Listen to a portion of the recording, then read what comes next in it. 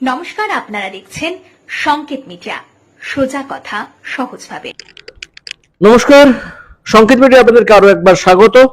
আর 2025-এর নতুন বছরে আমরা একেবারে নতুন রকম একটা বিষয় নিয়ে, যে বিষয়টা নিয়ে এর আগে আপনারা আমাদের চ্যানেলে যা দেখেননি তাই আজকে দেখাবো, তা আপনাদেরকে জানাবো।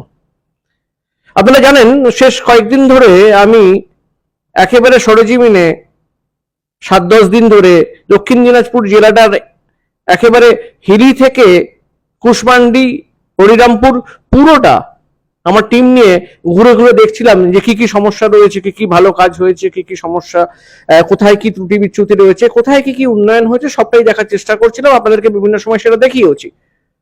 আজকে সেইটা নিয়ে যার সঙ্গে আলোচনা করব, যার কাছ থেকে জানতে চাইব, তিনি এই জেলার মাথা, তিনি দক্ষিণ দিনাজপুর জেলার ডিস্ট্রিক্ট ম্যাজিস্ট্রেট ডিএম বিজিন কৃষ্ণনের সাথে আমরা সরাসরি কথা বলে নেব। আমরা জানি, আমরা কয়েকদিন ধরে যা ঘোরাফেরা করেছি, যা জানতে পেরেছি, তাতে আমরা দেখেছি যে তিনি, এই জেলার লোকেরা বলছেন, তিনি অসম্ভব ডায়নামিক, তিনি অসম্ভব এনার্জেটিক। তাকে বললে তিনি করেন না এমন কাজ খুব কম। তাকে যদি বোঝানো যায় যে এই কাজটা এই জেলার জন্য সত্যিই দরকার, তিনি কিন্তু সঙ্গে সঙ্গে নিজে সেই কাজটা করানোর চেষ্টা করেন।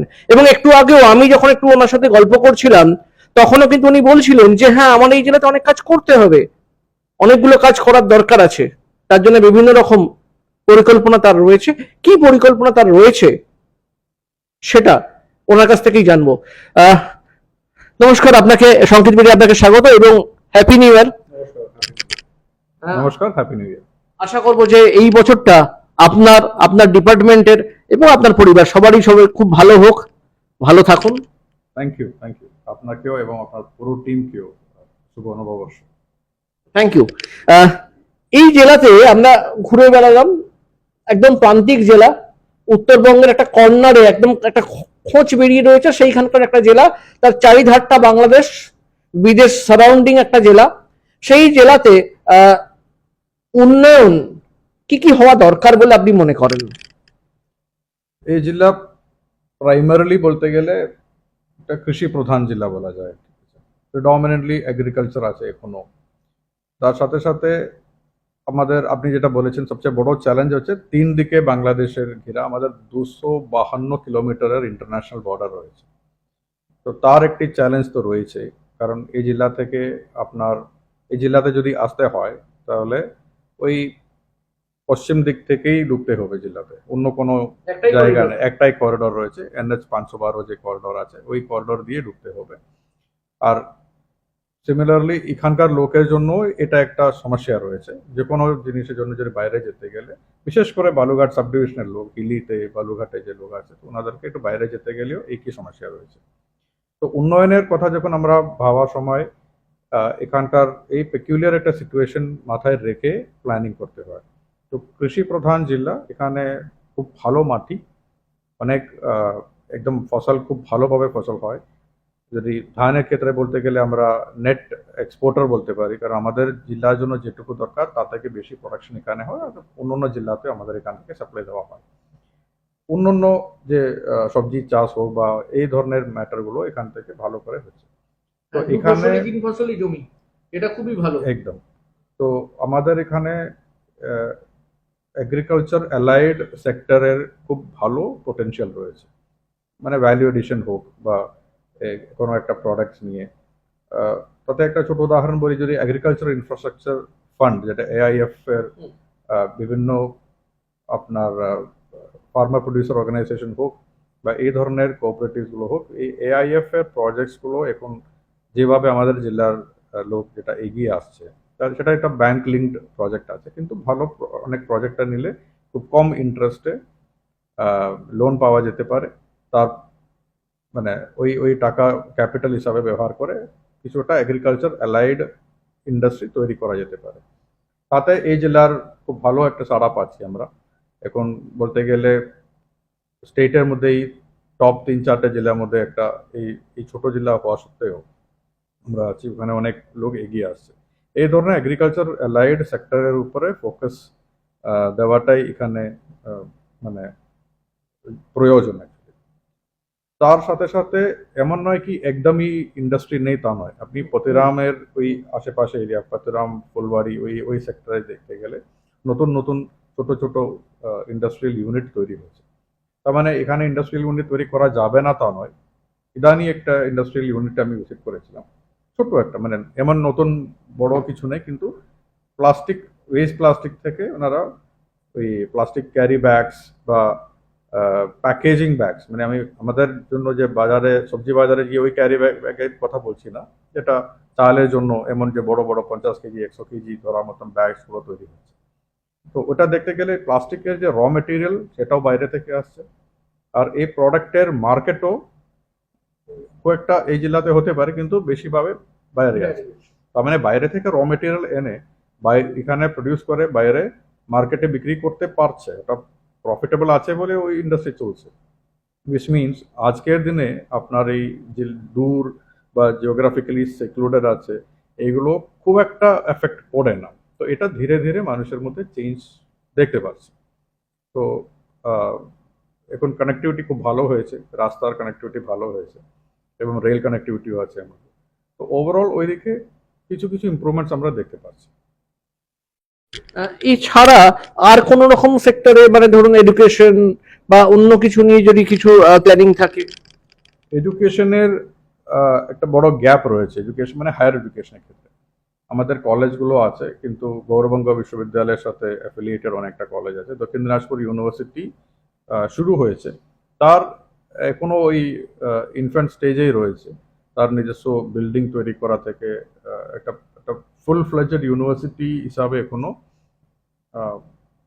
ওটা উঠে আসেনি এখন, ওইখানে একটা গ্যাপ রয়েছে। তো রিসেন্টলি নতুন ভাইস চ্যান্সেলর অ্যাপয়েন্টমেন্ট হয়েছে, আমরা আশা করছি ভাইস চ্যান্সেলর জয়েন করতে গেলে ওনার সাথে বসে ইউনিভার্সিটি এবং হায়ার এডুকেশন ডিপার্টমেন্টের সঙ্গে কথা বলে ইউনিভার্সিটিটা ফুল ফ্লেজেড ইউনিভার্সিটি করার জন্য। কারণ একটা ইউনিভার্সিটি না করলে আপনার মানে ছেলে মেয়েদের এটা এটা উৎসাহ অতটা কমে যাবে। কারণ পোস্ট গ্রাজুয়েশনের দিকে যদি হায়ার স্টাডিজ যদি করতে হয় তাহলে খুব একটা কাছে একটা ইউনিভার্সিটি আছে কিন্তু ওটাতে পারছে না, এটা নিয়ে একটা সমস্যা চলছে। এটা আশা করছি আমরা তাড়াতাড়ি মেটাতে পারবো। এডুকেশনের নতুন অনেকটা এডুকেশন ইনস্টিটিউশনস তৈরি হচ্ছে, মানে প্রাইভেট সেক্টরে অনেকটা ইনস্টিটিউশনস তৈরি হচ্ছে, প্লাস হেলথ সেক্টরে অনেকটা স্কোপ আছে। হেলথ সেক্টরের স্কোপ মানে এখানে যদি এটা আমরা চেষ্টা করছি, বিভিন্ন লোকের সাথে বলছি, এগেন ওটা ছোট কাজ নয়, ওটা অনেকটা বড় কাজ আছে আমাদের। যেটা বললাম বর্ডারিং একটা ডিস্ট্রিক্ট, এটা অ্যাট দ্য সেম টাইম চ্যালেঞ্জও আছে, অপরচুনিটিও আছে। আপনি দেখতে গেলে হিলি বর্ডারের থ্রু বাংলাদেশ থেকে নর্মাল টাইমে, এখন বাংলাদেশ নিয়ে একটু সমস্যা চলছে, আমি বলছি তার আগেকার কথা বলছি বা একটা নর্মাল পিসফুল টাইমের কথা বলছি। বাংলাদেশ থেকে হিলি বর্ডার থ্রু অ্যারাউন্ড আপনার 300 থেকে 350 জন প্রত্যেক দিন এইদিকে আসে। তো ওনাদের ওই পাসপোর্ট ভিসা সব দেখিয়ে থ্রু ইমিগ্রেশন প্রসেস ক্লিয়ার করে এদিকে ইন্ডিয়াতে আসে থ্রু হিলি বর্ডার। তো এখান থেকে তার একটা বেশিরভাগ, একটা বড় অংশ চিকিৎসার জন্য অন্য কোনো শহরে চলে যায়, কলকাতায় বা অন্য কোনো শহরে, ইন্ডিয়ার বিভিন্ন স্টেটেও চলে যেতে পারে। তো ওই মেডিকেল ট্যুরিজম মেবি বলা যেতে পারে, কিন্তু মেডিকেল ফ্যাসিলিটিস যদি এদিকে যদি কিছু করা যেতে পারলে মেবি শুধুমাত্র লোকাল পপুলেশন নয়, ইভেন বাংলাদেশ থেকে লোকও এটা ব্যবহার করতে পারবে। তো এটা একটা পসিবিলিটি, একটা পোটেনশিয়াল আছে এই সেক্টরের জন্য। হ্যাঁ, মানে ডিস্ট্রিক্ট ইকোনমি কন্ডিশনটা বোধহয় একটু বেটার হবে আর কি, যদি এখানে যদি কিছু ব্যবস্থা করা যায়। সেটা নিয়ে কি আপনি কোনো রকম কোনো রিকুইজিশন বা কিছু প্ল্যানিং কিছু দিয়েছেন? না দেখুন, এটা ওভারঅল যখন আমরা যারা ইনভেস্টার্স আছে, যারা ইন্ডাস্ট্রিয়াল গ্রুপ আছে, চেম্বার অফ কমার্স আছে, ওনাদের সাথে যখন কথা বলার সময় ওনাদেরকে আমরা বলি, দেখুন এই একটা জেলা ডেভেলপ করতে গেলে বাইরে থেকে টাকা আসতে হবে, ভিতরের টাকা আমরা সার্কুলেট করতে গেলে একটা লিমিটের বাইরে ওটা যাবে না। বাইরে থেকে টাকার একটা ইনফিউশন যতক্ষণ না হয় ওভারঅল ইকোনমিক ডেভেলপমেন্ট হবে না। তো বাইরে থেকে মানে যেহেতু এই জেলাতে বাইরে থেকে লোক আসার সম্ভাবনা খুব কম আছে, কারণ কিছু একটা পার্টিকুলার কাজ ছাড়া এখানে আসবে না, কারণ এটা একটা প্যাসেজও নয়, এটা প্যাসেজ একমাত্র বাংলাদেশ থেকে যারা চলে যায় তাদের জন্য এটা একটা প্যাসেজ আছে। তো এই কথাটা আমরা বলি, এই অপরচুনিটি অনেকদের সামনে আমরা তুলে রেখেছি। তো তো আশা করছি এটা কেউ টেক আপ করবে।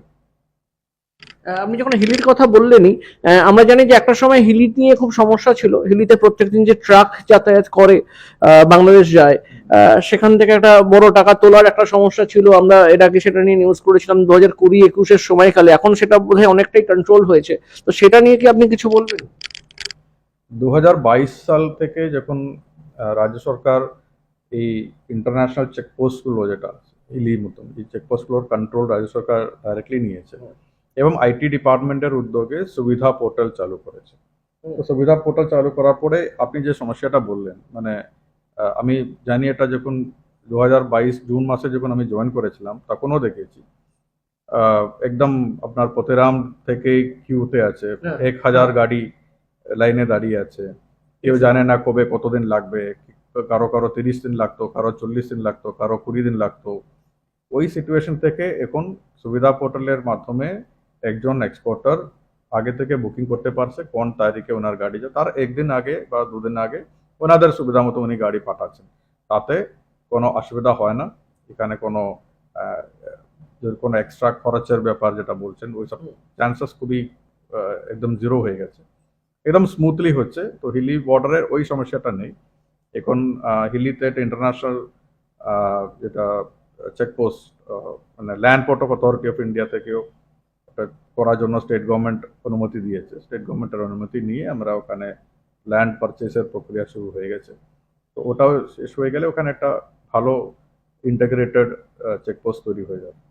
তো আবার ধীরে ধীরে গাড়ির সংখ্যা বাড়ছে, যেটা একটু কমে গেছিল। এখন 100-120 গাড়ি প্রত্যেক দিন চলে যায়। সিজনে যখন ওটা একটু 150 পর্যন্ত চলে গেছে। তো এই এক্সপোর্ট বা এই চেকপোস্ট জেলার একটা বড় ফ্যাক্টর আছে। তো আরো ভালো করে যদি করতে পারলে, যেমন বললাম, বাইরে থেকে মানে টাকা জেলাতে চলে আসবে ওই চেকপোস্টের মাধ্যমে। তো ওই জন্য সুবিধা এখন স্মুথলি ইমপ্লিমেন্ট হয়ে গেছে। আমাদের রেগুলার মনিটরিং চলছে ওখানে, তাতে এই ধরনের কোনো সমস্যা এখন নেই। যেটা আগে ছিল 2 বছর 3 বছর আগে যা সমস্যা ছিল, এখন গত অ্যাটলিস্ট 2 বছর ধরে এটা একদম স্মুথ আছে। হ্যাঁ, আমরা নিজেরাও দেখেছি যে এখন এই সমস্যাটা কিন্তু প্রায় নেই। কিন্তু বর্ডার থাকলেই যে প্রশ্নগুলো তৈরি হয় আর কি, বার্নিং কোশ্চেন যেগুলো উঠে আসে, ফার্স্ট হচ্ছে যে অনুপ্রবেশকারী। তো সেইটা নিয়ে আপনি কি বলবেন? এই মুহূর্তে অনুপ্রবেশকারীদের ক্ষেত্রে মানে রাজ্য সরকার বলে বিএসএফ এর ওপর দোষ দেয়, বিএসএফ বলে রাজ্য সরকারের ওখানে থানা বা পুলিশ ওর মধ্যে ইনভলভ রয়েছে। তো এখানে এই টোটাল এতটা জায়গা, আপনি যেটা বললেন যে এত কিলোমিটার জুড়ে বর্ডার রয়েছে, তো অনুপ্রবেশকারীদের ক্ষেত্রে আপনারা কিরকম কি দেখতে পাচ্ছেন বা বুঝতে পারছেন? দেখুন, অনুপ্রবেশ আটকানোর প্রাথমিকভাবে ওটা বিএসএফ এর কাজ আছে। আমরা বিএসএফ এর সাথে যখন আমাদের নিয়মিতভাবে যখন মিটিংগুলো হয়, তখন ওনাদেরকে এটা বলা হয়, দেখুন এটা একদম পুরোপুরি আটকাতে হবে। যদি কোনো সমস্যা থাকলে আমাদের পক্ষ থেকে যদি কোনো সাহায্য যদি লাগে, সেটা আমরা করে দিই। যেমন ওখানে আমরা ওই পুরোনো 144 দ্বারা যেটা বলতে পারতাম, প্রহিবিটরি অর্ডারগুলো ইস্যু করা হয়, তাতে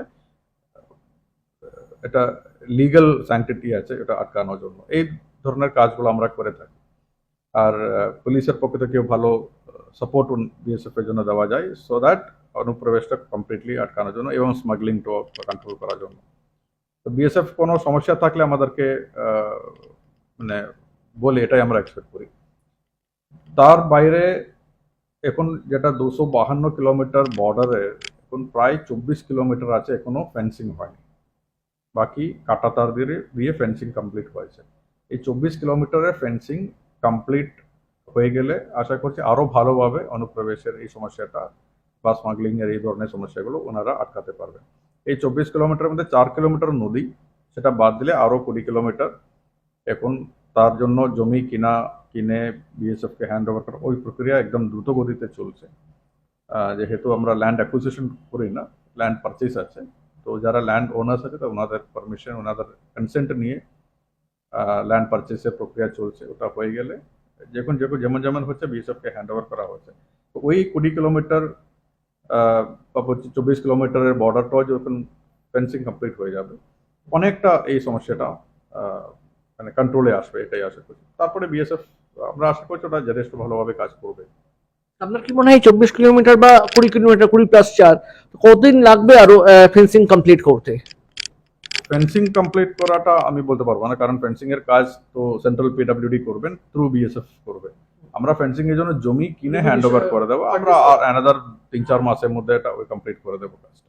3-4 মাসে কমপ্লিট হয়ে যাবে। যদিও প্রত্যেক জনের সাথে বসে ওনাদের কনভিন্স করিয়ে ওদের কনসেন্ট পেপার নিয়ে করতে হবে এই কাজটা, ওই জন্য এখানে জোর জবরদস্তি করা যাবে না, কিন্তু অ্যানাদার 3-4 মাস আমরা ম্যাক্সিমাম এক্সপেক্ট করছি। ফেন্সিং থাকলেও একটা সমস্যা সবসময় থাকে, বা যেটা নিয়ে সবসময় আলোচনা হয়, সেটা হচ্ছে গরু পাচার। তো গরু পাচার নিয়ে, রাতের অন্ধকারে গরু পাচার হয়েছে, সেটা নিয়ে আপনি কি বলবেন? গরু পাচারের কোনো রিপোর্ট আমরা এখন At this moment. at this moment পাই না, কারণ বিশেষ করে এগুলো মানে অন্য পয়েন্টে বেশি করে হতো, তো এখানে সেক্ষেত্রে গরু পাচার একটা বড় সমস্যা হিসাবে আমাদের কাছে কোনো কিছু কেউ আনে না, না। একটা সময় কিন্তু এখানে খুব গরু পাচার হতো। আমি বলছি যে 2020 বা তার আগে এখানে কিন্তু গরু পাচারটা একটা বার্নিং কোয়েশ্চেন ছিল, সেটা এখন বোধহয় অনেকটাই না না, ওটা এখন ওই সমস্যাই নেই, কারণ একদম স্টার্টিং ফ্রম ডিস্ট্রিক্টের যে বর্ডার থেকে শুরু করে সব জায়গাতে একদম ভিজিল্যান্ট আছে। এমনও হয়েছে মানে ধরুন মানে উট ক্যামেল স্মাগলিং করার অ্যাটেম্পটস ছিল, সেটা আমাদের জেলাতেই আটকেছে। মানে এটা এনেছিল কোনো একটা স্টেট থেকে যেখানে বেশি করে উট পাওয়া যায়, ওখান থেকে এনেছিল। অনেকটা জেলা কভার করার পরে এখানে এসে কিন্তু যেটা এখানে আটকে গেছে, মানে আমাদের ডিস্ট্রিক্টের পুলিশ যথেষ্ট ভিজিলেন্ট আছে, অ্যানিমাল স্মাগলিং একদম আন্ডার কন্ট্রোল আছে। না, এটা তো ঠিক যে আমরা যা সার্ভে করছি কয়েক মাস ধরে, তাতে দেখেছি যে এই মুহূর্তে যে প্রশাসনিক স্তরে যে টিমটা কাজ করছে, উনি এবং ওনার আন্ডারে যারা রয়েছেন, এবং এসপি এবং এসপির আন্ডারে যারা রয়েছেন, তারা কিন্তু খুব সচেতন, এবং কাজ কিন্তু যে খুব ভালোভাবে প্রশাসনিক স্তরে অন্তত কাজ খুব ভালো হচ্ছে, এটা নিয়ে কিন্তু বলার কোনো অবকাশ নেই। কিন্তু আমি একটা অন্য প্রশ্ন করি। আমি দেখেছি যে আপনি বিভিন্ন প্রোগ্রাম, কোনো রকম কোনো ডেভেলপমেন্ট রিলেটেড কোনো প্রোগ্রাম হলেই আপনি ছুটে বেড়ান, সেখানে আপনাকে কিন্তু আমরা দেখতে পাই সশরীরে। জেলাতে উন্নয়নের জন্য আর কি কি হতে পারে? আপনি অনেক বছর এখানে আছেন, 2 বছর হয়ে গেল আপনার, তো ইন দ্যাট কেস আপনার জেলাটা মোটামুটি হাতে তালুর মতো চেনা। যে জেলাতে আর কি কি হলে আরো ভালো হতো, আর কি কি জায়গায় খামতি রয়ে গেছে, যেগুলো আপনি বললেন ইউনিভার্সিটি আর অল, সেগুলো বাদেও আমি বলছি যে আর কোনো জায়গায় কোনো পয়েন্টে, কুশমান্ডি, হরিরামপুর, কুমারগঞ্জ বা তপন, মানে বালুরঘাট গঙ্গারামপুর তো টাউন আছে, ঠিক আছে, কিন্তু বাকি ওই যে 4টে এলাকা বললাম, ব্লক বললাম, সেগুলো নিয়ে কোথাও কোনো ইন্ডিভিজুয়ালি কোনো ডেভেলপমেন্টের জায়গা আপনি যদি কিছু বলেন। ওদের হরিরামপুরে অনেকটা সমস্যা রয়েছে, মানে ডেভেলপমেন্টের ক্ষেত্রে বলতে গেলে হরিরামপুর সবচেয়ে পিছিয়ে পড়া জায়গা আছে। হরিরামপুর ওখানকার এমএলএ তো মিনিস্টার। ইয়েস, তো উনিও অ্যাওয়্যার আছেন, ওনার সাথে আমাদের অনেকটা ডিসকাশন এটা নিয়ে হয়। হরিরামপুরের সমস্যা থেকে বড় হচ্ছে ওটা আমাদের NH-34 বা মালদার খুব কাছে রয়েছে, তার অনেকটা অ্যাডভান্টেজ আমরা ওখানে নিতে পারি। তো হরিরামপুর বিধানসভা কেন্দ্র, বুনিয়াদপুর টাউন ওটার মধ্যে আছে। তো এই গোটা বিধানসভা কেন্দ্র নিয়ে আমাদের কিছু পরিকল্পনা রয়েছে। ওখানে কি বলবো, ওখানকার স্বাস্থ্য কেন্দ্রগুলো থেকে শুরু করে অঙ্গনবাড়ি, স্কুল, এই বেসিক ইনফ্রাস্ট্রাকচার কি করে ইমপ্রুভ করা যায়, কোথায় কোথায় কি সমস্যা আছে, আলাদা করে একটা তালিকা বানানো হয়ে গেছে। এবার ওখানে কি ধরনের ফান্ডিং করা যেতে পারে, কোথায় থেকে কতটা আমরা মানে অর্থ ওখানে দেওয়া যেতে পারে, এটা নিয়ে একটা পরিকল্পনা হয়েছে, ধীরে ধীরে কাজও হচ্ছে। এর বাইরে যদি বলতে গেলে কুশমান্ডি, গঙ্গারামপুর, লাইভলিহুড মেইনলি গঙ্গারামপুরে তাঁত নিয়ে একটা, তাঁতের কাজ, অনেক লোক আছে তাঁতের কাজ নিয়ে আছে, কিন্তু তাঁতের অবস্থা খুব একটা ভালো নয়। ওদের একটা মার্কেটিং এর ক্যাপাবিলিটি করে দেওয়া, মার্কেটিং বা নতুন ডিজাইন, মানে প্রবলেম যেটা হচ্ছে পুরোনো ডিজাইন, পুরোনো লেবার ইন্টেন্সিভ কাজ আছে, কিন্তু কোনো জায়গাতে কম্পিটিশনের মধ্যে করতে পারছে না। ইন্টারেস্টিংলি আর একটা জায়গাতে দেখি কুশমান্ডিতে আমাদের কয়েকজন মহিলারা আছে যারা ওই কার্পেটসগুলো তৈরি করে। কার্পেট মানে অনেক বড় কার্পেট, বড় মাপের কার্পেট, যেটা ইউপি থেকে অর্ডার নিয়ে তার অ্যাকচুয়াল কাজ এখানে হচ্ছে, তার ফিনিশিং কাজটা অন্য জায়গাতে করে তারপরে এক্সপোর্ট হয়ে যায়। এক্সপোর্ট করে কোনো জার্মানিতে, কোনো লন্ডনে, কোনো 5 স্টার হোটেলে, লবিতে যায়। ওই মাপের বড়, মানে একটা কার্পেট তৈরি করতে প্রায় 1 মাস সময় লাগবে 3-4 জন মহিলাদের। তো এই ধরনের স্কিলড লোক আছে, এই ধরনের কয়েকজনকে আমরা আইডেন্টিফাই করে তাদের জন্য আর কি কি করা যায় সেটা নিয়ে কিছু কিছু প্ল্যানিং চলছে কয়েকটা জায়গাতে। মেইনলি যেমন বললাম, জেলার ভৌগোলিকভাবে যে পরিস্থিতি আছে সেটা মাথায় রেখে কয়েকটা জায়গাতে রুরাল লাইভলিহুড ডেভেলপমেন্টের জন্য কি কি করা যায় ওইখানে আমরা ফোকাস করছি। আর একটা হচ্ছে যে ভিলেজ সাইডে বিভিন্ন জায়গায় আমরা দেখেছি যে পানীয় জলে আর্সেনিক বা এরকম সমস্যা রয়েছে, তার জন্য অলরেডি ফ্রেশ ওয়াটারের জন্য লাইন বসছে বিভিন্ন জায়গায়। তো ওভারঅল টোটাল ডিস্ট্রিক্টটাতে পানীয় জলের সমস্যা কবে মিটতে পারে? এই বছরের ডিসেম্বরের মধ্যে আমরা আশা করছি প্রত্যেকটা বাড়িতে পাইপ ওয়াটার সাপ্লাই পৌঁছে যাবে। এই বছর পাইপ বসছে আমরা দেখতে পাচ্ছি বিভিন্ন জায়গায়, পাইপ বসার পর ওয়াটারটা কি সঙ্গে সঙ্গে চলে আসবে? মানে না না, পাইপ বসে গেলে সঙ্গে সঙ্গে জল চলে যাবে না। তার কারণ হচ্ছে এটা গোটা একটা প্রজেক্ট আছে। আমরা ধরুন বড় প্রজেক্টসগুলো আছে আমাদের এখানে, যদি গঙ্গারামপুর বলতে, গঙ্গারামপুরে দুটো জায়গাতে আছে, এবং তপনে দুটো আছে, কুমারগঞ্জে একটা নতুন এখন কাজ চলছে। এবার এইগুলো ধরুন নদীর থেকে জল তোলার একটা স্টেজ আছে, তারপরে ওই জল তুলে পিউরিফিকেশনের একটা আছে, তারপরে পাম্পিং করে একটা ওভারহেড রিজার্ভারে যাবে, ওইখান থেকে পাইপলাইন করে আপনার বাড়িতে ট্যাপে চলে আসবে। এই কয়েকটা কাজ তো প্যারালি চলবে। হতে পারে কোনো একটা জায়গাতে আগে ট্যাপটা বসিয়ে দিল, এই কাজটা কমপ্লিট হয়নি। এইগুলো মানে ট্যাপ বসে গেলে সঙ্গে সঙ্গে জল পাবে তা নয়, কিন্তু কয়েক সপ্তাহের মধ্যে কমপ্লিট হবে। আমরাও বলছি এখন মানুষের মধ্যে কনফিউশন না বাড়ানোর জন্য ট্যাপগুলো সবচেয়ে লাস্ট ইনস্টল করার জন্য একটা নির্দেশ অলরেডি দেওয়া আছে। মাননীয় মুখ্যমন্ত্রী অলরেডি এই বিষয়টা, পানীয় জলের বিষয়টা উনি নিজেই টেক আপ করেছেন। তো ওই জন্য আমরা তার জন্য যথেষ্ট প্রায়োরিটি দিয়ে এগুলো প্রত্যেক সপ্তাহে রিভিউ করা হচ্ছে। অলরেডি আমাদের প্রায় 55% কাছে বাড়িতে পৌঁছে গেছে। তার পিছনেই আরেকটা এজেন্সিকে দিয়ে সার্ভে চলছে, কি মানে ট্যাপ দেওয়া হয়ে গেছে, ওখানে জল আদৌ আসছে কিনা, যদি আসে থাকে তাহলে কত পরিমাণ আসছে, টাইমিং ঠিকঠাক আছে কিনা, কোয়ালিটি ঠিক আছে কিনা, এই কয়েকটা ম্যাটারে প্যারালালি আমরা সার্ভে করে যাচ্ছে। যেখানে যেখানে সমস্যা দেখছি ওটা আবার পিএইচই ডিপার্টমেন্টকে দিয়ে ওটা ঠিক করাচ্ছে।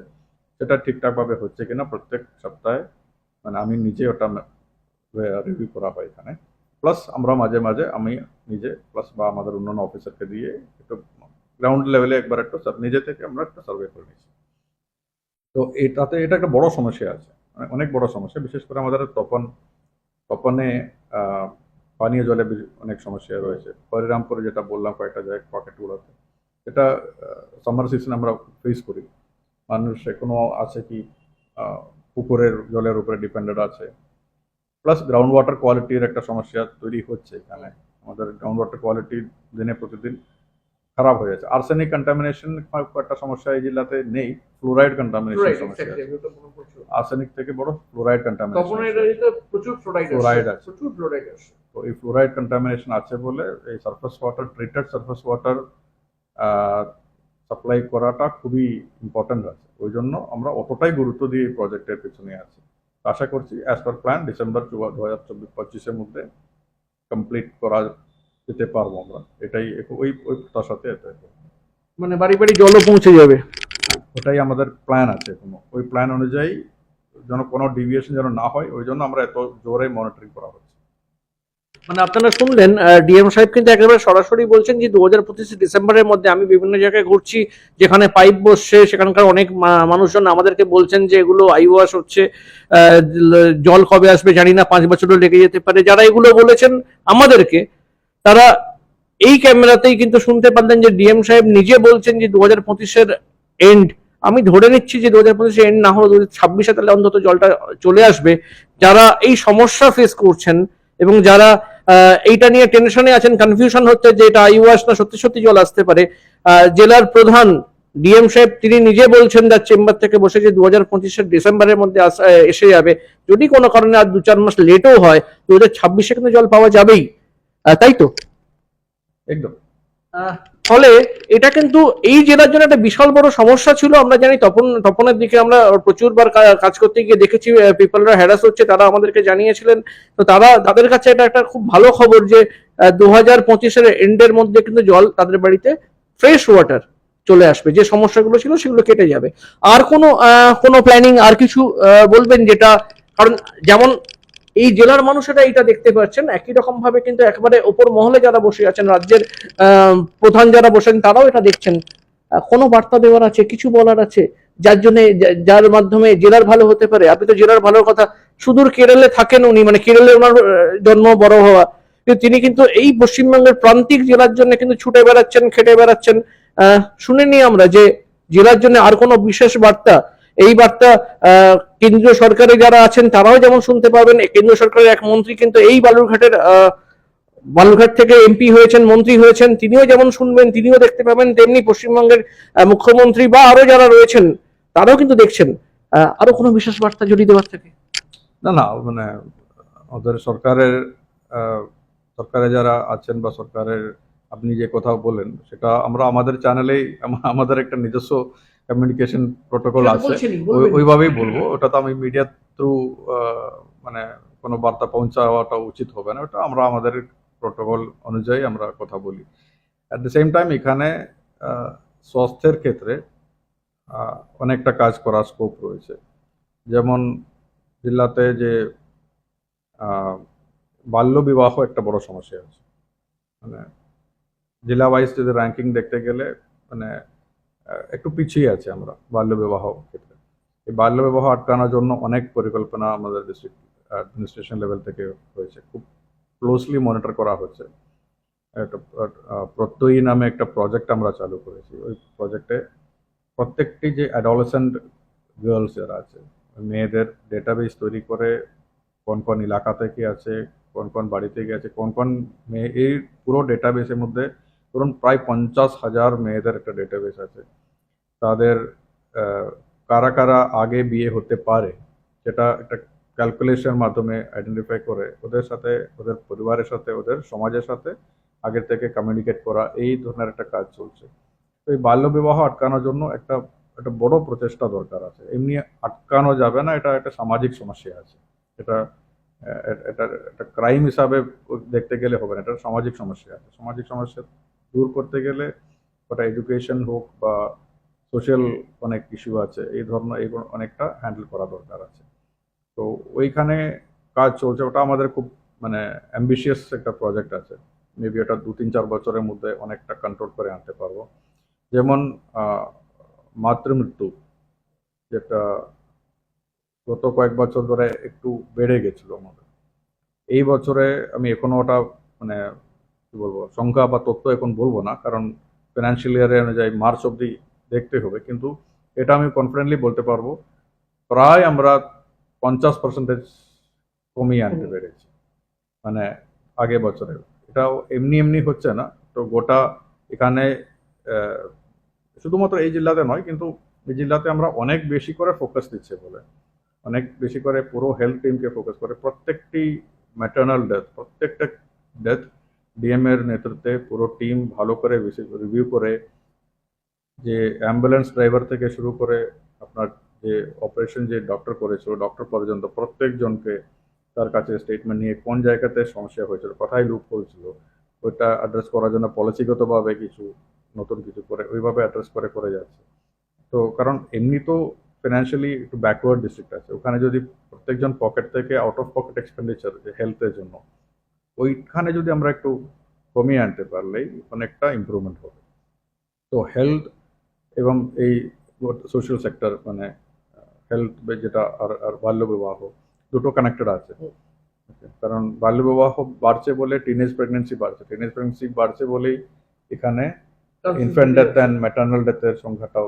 তো এই একটা দিক থেকে আটকাতে গেলে সবকটাতে আপনি ইমপ্রুভমেন্ট দেখতে পাবেন। এই ইমপ্রুভমেন্ট দেখতে পেলে বাকি অটোমেটিক্যালি এখান থেকে এমনি খুব ভালো ছেলেমেয়েরা আছে এখানে, এডুকেশনের দিকে এমনি এই আমাদের এই এরিয়াগুলো খুবই ভালো আছে।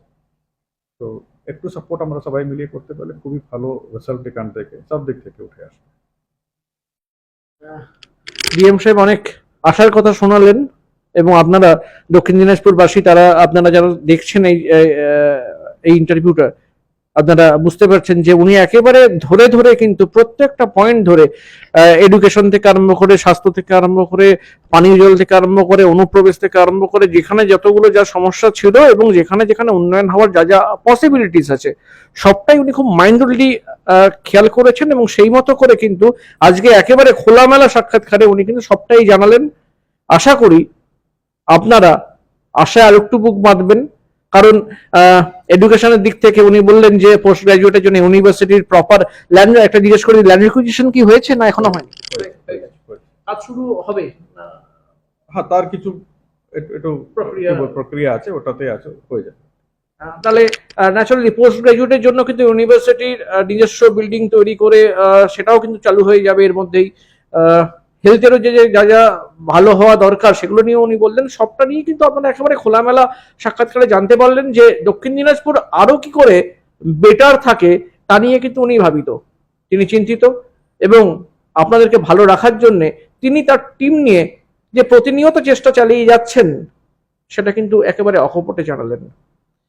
নতুন বছর আপনাদের সবার ভালো যাক, সবাই ভালো থাকুন। আপনি জেলাকে ভালো রাখছেন, ভালো রাখার চেষ্টা করছেন, আপনিও ভালো থাকুন, এটাই আপনাকে উইশ আমাদের পক্ষ থেকে। ভালো থাকবেন, নিশ্চয়ই আবার দেখা হবে, আবার কথা হবে। থ্যাংক ইউ সো মাচ, সবাইকে ধন্যবাদ। ওয়েলকাম, ভালো থাকবেন। ক্যামেরায় মৌসুমী এবং সবিতার সঙ্গে পার্থ প্রসাদ চট্টোপাধ্যায়, সংকেত মিডিয়া, দক্ষিণ Dinajpur, Balurghat DM office. Subscribe our channel. Press the bell icon.